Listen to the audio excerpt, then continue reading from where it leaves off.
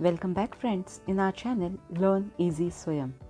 विद्यार्थी मित्रांनो, आपण खेळ आणि इतिहास हा इयत्ता 10वीचा पाठ भाग 1, भाग 2 आणि भाग 3 मध्ये पाहत आहोत. आज आपल्या या पाठाचा भाग 4 आणि पाठाचा शेवट असेही म्हणायला हरकत नाही. 7.6 या मुद्द्यापासून आपण आपला खेळ व इतिहास हा पाठ पूर्ण करूयात. इतिहास विषयात खेळाचा आणि इतिहासाचा काय संबंध असतो हे पाहताना एक नवी संधी आणि एक नवे क्षेत्र या पाठाद्वारे आपल्या सगळ्यांसमोर खुले झाले आहे.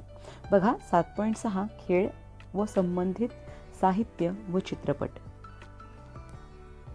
तत्पूर्वी आपण काय पाहिलं हे मागील पेजेसच्या आधारे पाहून घेऊयात. बघा, पाठ 7 खेळ आणि इतिहास यामधलं खेळांचे महत्त्व, खेळांचे प्रकार, खेळांचे आंतरराष्ट्रीयकरण, खेळांचे साहित्य आणि खेळणी आणि इतिहास इथपर्यंत स्पष्टीकरण आपण पहिल्या 3 भागांमध्ये स्पष्ट केलेलं आहे.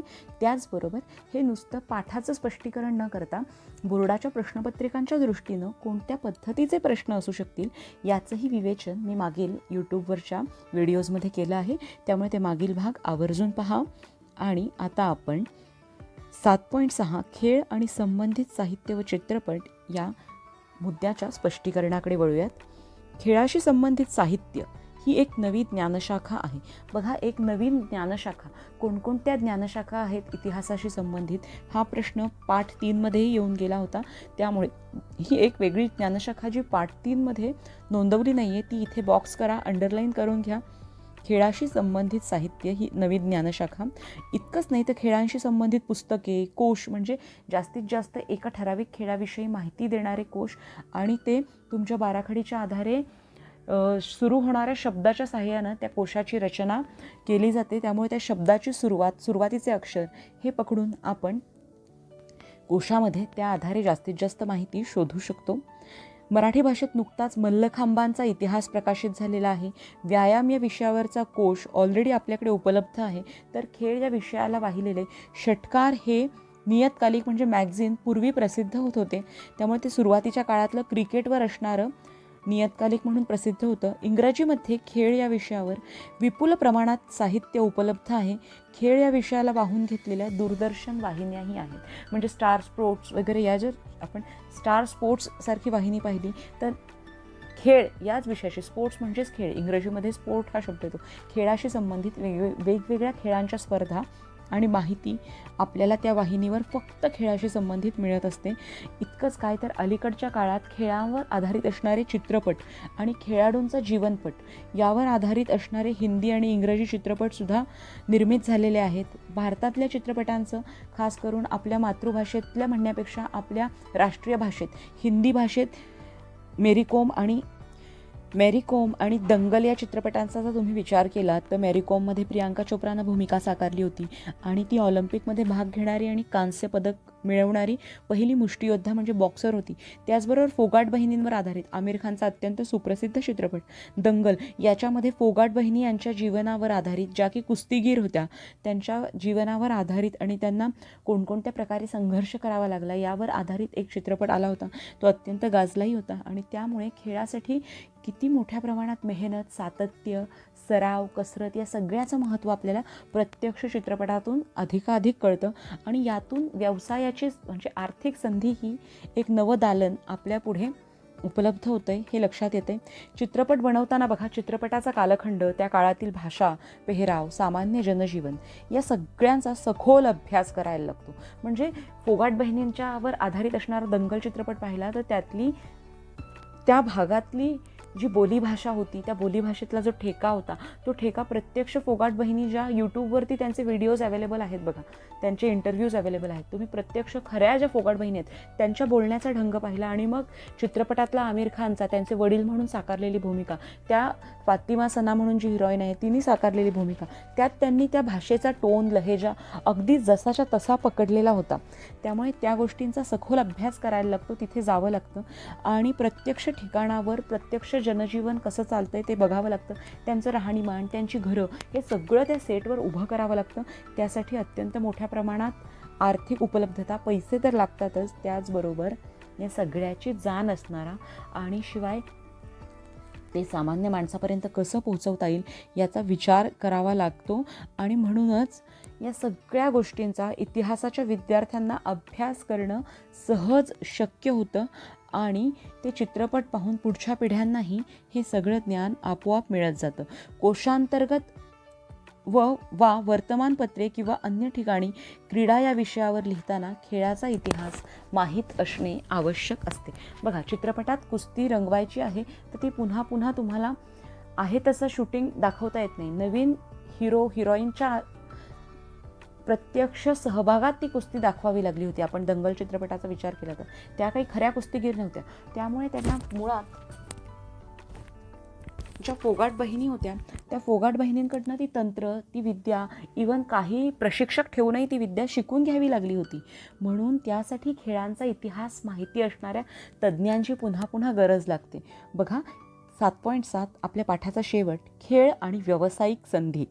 इथे मात्र मुलींनो अगदी शॉर्टमध्ये आपण उत्तर तयार करण्याचा प्रयत्न करायचा आहे. मी स्पष्टीकरण करणारच आहे आणि पुन्हा माझा व्हिडिओ एडिट करताना तुम्हाला शॉर्टकटमध्ये पॉईंट्सही दाखवणार आहे. खेळ आणि इतिहास या गोष्टी वरवर पाहता भिन्न वाटल्या सुद्धा त्यांचा निकटचा संबंध आहे. इतिहासाच्या विद्यार्थ्यांना क्रीडा क्षेत्रात अनेक संधी आहेत.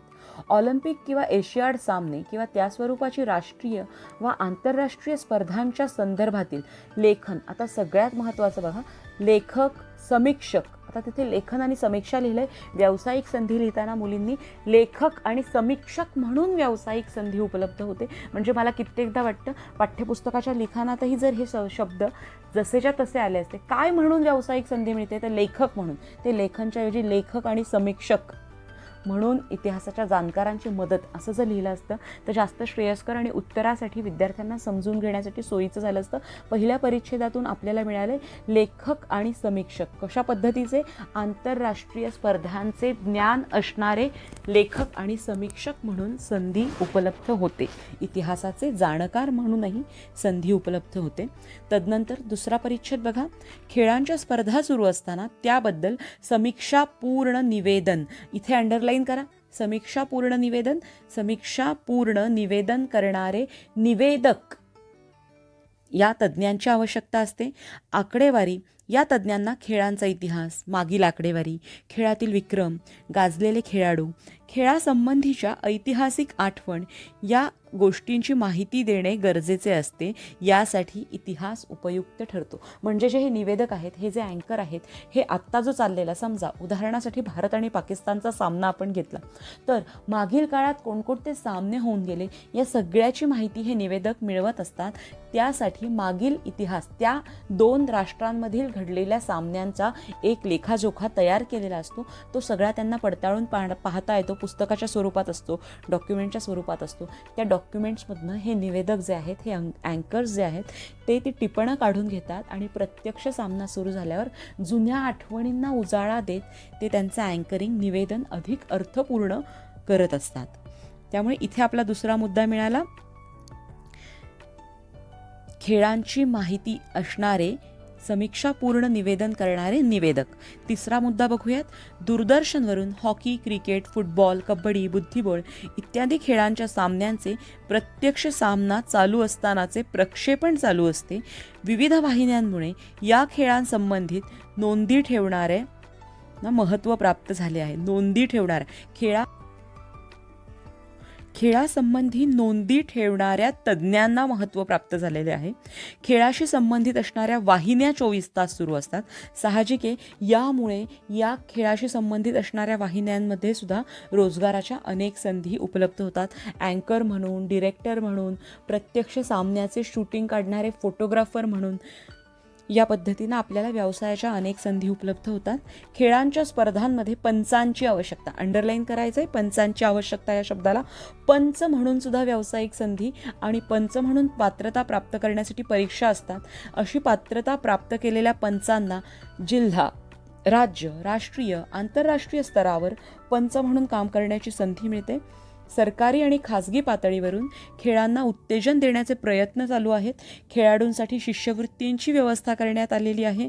सरकारी आणि खाजगी आस्थापनांमध्ये खेळाडूंसाठी राखीव जागा म्हणजे खेळाडूंना खाजगी आस्थापनातील नोकऱ्यांमध्ये खेळाडूंसाठी, नोकरी हा साधा सोपा सरळ शब्द इथे ॲड केला असता तर आस्थापनांवरनं तुम्हाला लक्षात येईल सरकारी आणि खाजगी नोकऱ्यांमध्ये किंवा ठिकाणांमध्ये खेळाडूंसाठी राखीव जागा ठेवण्यात येतात.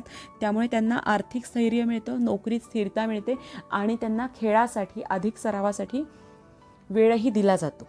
शेवटचा या पाठाचा भाग आपण बघूयात.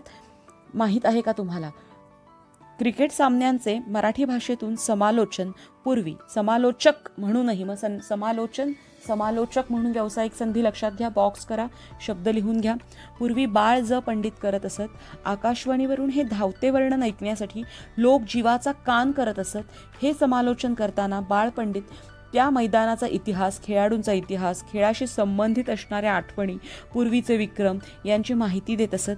त्यांना खेळाचे आणि खेळाच्या इतिहासाचे उत्तम ज्ञान असल्यामुळे समालोचन रंजक व्हायचे. म्हणजे मागील लेखाजोख्याच्या आधारे बाळपंडित जे आहेत ते बाळज पंडित त्यांचा अत्यंत सुंदर टिपणं काढून प्रत्यक्ष सामना रंगावून सांगत असत, मागील आठवणी सांगत असत आणि खेळण्याच्या पद्धतीही त्यांना, खेळण्यात होणारा बदलही त्यांना सांगणं खूप सोयीचं व्हायचं.